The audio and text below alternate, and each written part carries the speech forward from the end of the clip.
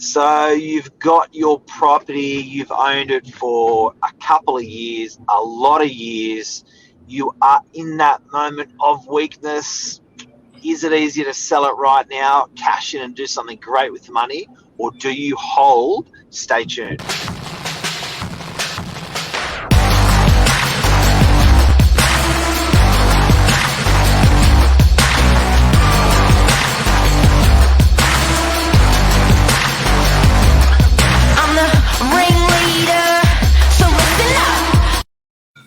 Good morning, everyone. Welcome to episode 432 of Morning Minutes with myself, Michael Bergio, Mark Novak, and this morning we're going to be talking about the moment of weakness where owners are tempted to sell, and we're going to dig into conversations we've had with landlords and clients where they almost give themselves an ultimatum, going, "Do I do this or do I sell?" And when you sort of take a step back and you look at those two options side by side, and one that we get a lot, Mark, is when, let's say, a property comes up, end of tenancy, and they've got to do new carpet, a few repairs and some love on the property. And they're like, "Oh, how much is it going to be?" Like $5,000. And they're like, "Oh, maybe I should just sell it." And it's like, how does that come into comparison? Even like sometimes it's a little bit crazy. I don't think people take a step back. And I guess also it's just that it's happening in conjunction. The shitfest is happening in conjunction with other stuff. Do you know what I mean? So I've got my shit. I've had a rubbish tenant, and something's happening in family or relationship, or something's happening with your car breaks down, and it's just a couple of really bad things happening at the moment. And in that moment of weakness, often people want to dispose of property, and they come to their real estate agent, the Predator, Mark Novak, and they say, "What do I do? What do I do?" And I always get in trouble for this, don't I, Burge? Like telling people not to sell. I do it all the time as well. The amount of, it's like, especially when it's because, like, you're going to be here a long time and you want the best for people. And at the end of the day, if you're going to be true advising people to buy property, especially from an investment point of view, then you've got to be true on the other side. And if they're going to be selling for bad reasons, just like they're buying for bad reasons. And the amount of deals where I've swayed an owner not to sell because it's just not they're selling for the wrong reasons. And I always say, like, hey, this is my thoughts, but if you do want to do it, I'm your guy to do it. But like, let's take a step back, because I almost think it reminds me of credit, how our society has fallen in love with pay later and pay later options. Because, Mark, the way I think of it, it's almost like you get a $4,000 maintenance bill and you got to pay that up front, compared to the $50,000 selling bill, which is pay later or deducted from the rest of the money. So you don't really feel it. Because if you said to an owner, you got to spend $4,000 on the maintenance, and like, "Oh, should I sell it?" Well, here's a $50,000 selling bill. I think they'll choose maintenance every time. But for some reason, it's a quick rush. Yeah. It's a quick rush rather than a slow rush. And, good morning, Sean. Hey, Sean. What's Sean going to say? Couldn't agree more. It's a quick rush rather than a slow rush. And it does remind me with Lisa, my wife. She owned a property before. Both owned properties before we met. And how many times Lisa's actually come and said, "You know what? Let's sell it." And I'm like, "No." And she's like, yeah, let's sell it. It's like, because that particular property, it's had like windows failing on the building. It's had a legal suit against the owners. It's got old company title building, so they were suing each other. It's had a lift repair. We've had 20 odd years of running a business, and up and highs and lows from that, cash flow wise, and and the amount of times. But the one thing that's kept us going. What? I've always said to lease, if I gave, okay, so there's bills that spat out of this thing for like $5,000, $15,000, like out of nowhere, this unit. And the rent's been rubbish, pretty low compared to the price. Like it's rented for like 800, and it's like it's a 1.5 or something. It's a low yield. But I've always said to lease, each year, if someone wrote you a 2 meter long check for how much money you've made in that year out of that property, I'm not going to talk figures. Get in trouble for that. But I said, look, if I wrote that check out for 2 by 1 meter check and presented it to you, like shit, you'd feel good. You would feel amazing. And even when you look at that 15 grand strata bill, you go, nah, that's nothing. I got a 150 grand check over here because that's what it's made this year, and I got a 15 check over there. Who cares? I'm going to keep it.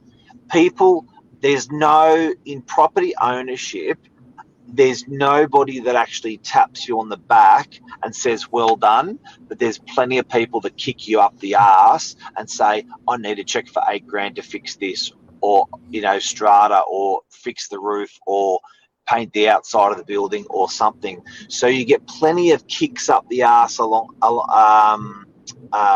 the time, but you never get a pat on the back saying, well done, you've made this much. You're a legend. Keep going. Yeah, and I think a part of it, it's because it's not tangible, or people perceive it not being tangible with the market that fluctuates, or they don't know. So I think it's very important for people to always sort of get a health check on their property, where the value's at, because it could, like, if you're constantly seeing $5,000 go out, but you're making $50,000 capital growth, it puts it in perspective. But I just think, it's one of those things. And I sort of look at it like, even if it is hard to get the mortgage that month, selling it it's like a Band-Aid, because it costs you more. So, like, put it this way, let's say $1 million property, your mortgage is $3,000 a month, but selling it's going to cost you $20,000-$30,000. That's a year and a half of mortgages. So it's like, it's a real short-term solution.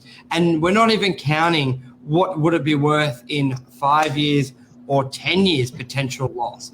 Because if you can't make it work on that property, then why do you think buying another property? What, you buy that, something goes wrong or things get tight, then you sell it. And before you know it, if you keep doing that, if you're paying 4% stamp duty, 2% agent fees, 6 to 8% per transaction every couple of years, you're going to be burning and turning. So I think sometimes you just got to knuckle down and make it work.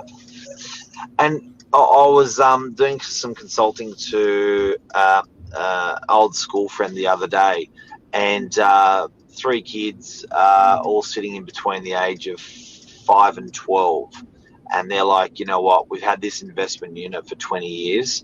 They've got an amazing home that they're living at the moment. Like, we're going to sell the investment unit. And I said, guys, the harsh reality, I said, you guys are at your peak earnings right about now, 40 something. And I said, probably now until about 40 till about 55, you are at your peak earnings. But I said, the thing is, you're also at your peak money out. You got 3 kids in a private school. You've got stuff you've built and you're furnishing and stuff happening. I said, you're being so drained, and this is your moment of weakness. This is your weakest moment, you probably feel cash flow wise in your life, because it's like you're being taxed with hours from your kids, running around for sport, looking after them, physically very hard, mentally very hard. You're being taxed by work. But I said, I'll tell you what's going to happen. You're going to sell this puppy. I'm going to sell it for you. You're going to sell it for $1 million, this unit. I said, I reckon in about 3 years' time, maximum 5 years, you're going to be knocking straight back on my door again. And guess what you're going to want to buy? Something similar. The same thing. Yeah. But the difference is that's going to cost you stamp duty on the way in, and you're going to be paying more money, and selling fee on the way out. there's hundreds of thousands of dollars that you're going to miss out in that. I said, it's not going to cost you hundreds of thousands of dollars to hold on to this unit for the next 5 years. And they went, shit, never thought of it that way. It's so true. Yeah, and people just need to take a step back, and I think that's what really sets the great agents apart from the rest, where people in it for the short time will just be like, yeah, of course I can sell. Great market. But because if you can't get this advice from the professionals, who are you going to get it from?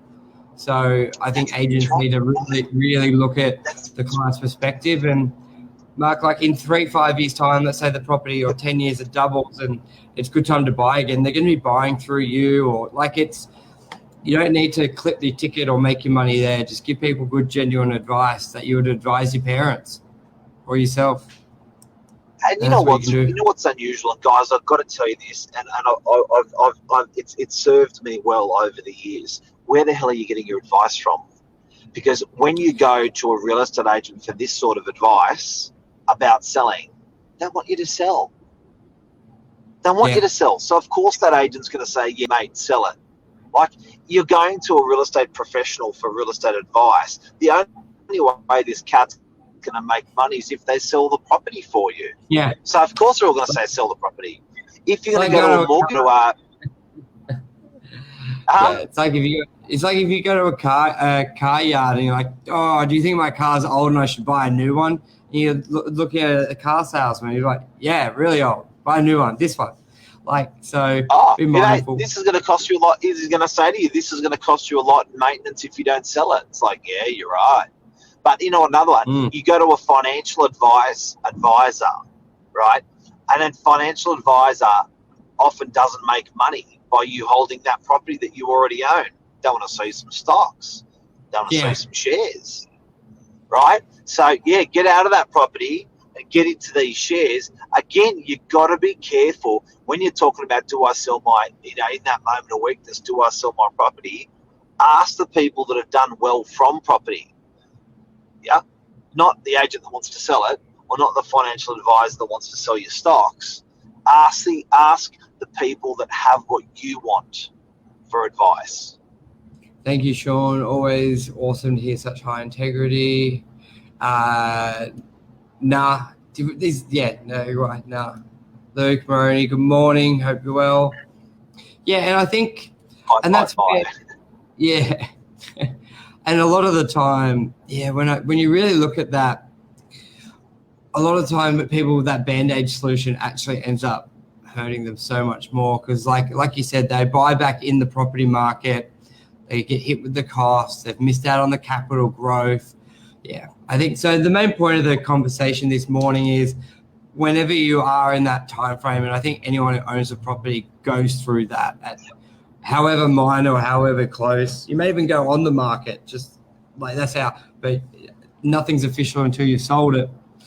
It's like gambling now. That's it. Stopped. But take a step back. And also, don't forget, guys and girls, and what we are talking about this morning is in that moment of weakness, selling your property. But don't forget, and it's really simple maths. Oh, we've gone back to maths. That if you have $2 million, it's a science. We like science. If you own a $2 million house and you own $1 million unit as an investment, and you decide you want to sell that $1 million unit, you only have $2 million going up. You've got effectively 50%. You've eroded 50% of that money going up. So just be really, really careful on that, because at the end of the day, you want there's a thing called sleeping on your money. And sleeping on your money, what's Michelle got to say? I can't count the amount of times my boss tells clients, hang on to your real estate, don't sell, for all the reasons Mark mentioned, and that's great. 100%. And that's how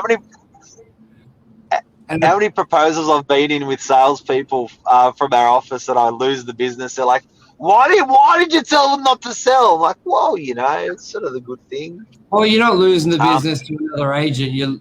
I don't even count that as losing. Like, it's It's like Exactly. yeah, I don't even count it as losing. It was never really. It never should have been up for the discussion. And as an agent, I think that's a good way you should judge an agent in the sales presentation. You almost say to them, you're selling because you think the market's going to go down. And if the agent says, no problem, I'm still good for the job, let's sell the market shit, then you know they're not the one for you.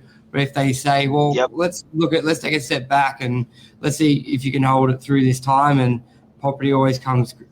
Like, you want a secret dialogue to see if an agent's got that integrity and they should work for you. That's a really good way to put out. And don't get me wrong, there's great reasons to sell: downsizing, upsizing, lifestyle, all that stuff. Like, we're not referring to any of that. Yeah, definitely. And look, I've completely missed that topic actually, but that's it's if your health, happiness, I guess the angle I had from this morning was probably more so as a personal experience. What I've seen when we've had investment and we've said, oh, should we sell it? Should we not? That's more the angle. But there's another angle, Michael, which is just simply upgrading your property. Yeah. And that which is upgrading your lifestyle, which is better, for your family. I still always ask, is there a way you could do it without selling? Can you refinance? How long have you owned it? Is there equity? Can you cash? And a lot of the time they say, no, we have to sell to fully buy. Okay, well, I'm here. Let's go. But if they say, well, why don't you look at that? Then you got two properties. What would this rent for? A lot of the time I always do a rental analysis with the sale analysis. Let's weigh it up. Have the conversation with your broker. Can you rent it out and go and rent something else? Because as an agent, I truly believe in 10, 20, 30 years, there's going to be tremendous growth. So any property that's retained, it could be worth double. So like, you've got to believe it. If you otherwise you're just selling smoke. But I believe it. We've seen the growth. Yeah. Anyway, that's a wrap. That's a wrap. Before we sign off, there is another theory to what we're talking about, which is sleeping on your money.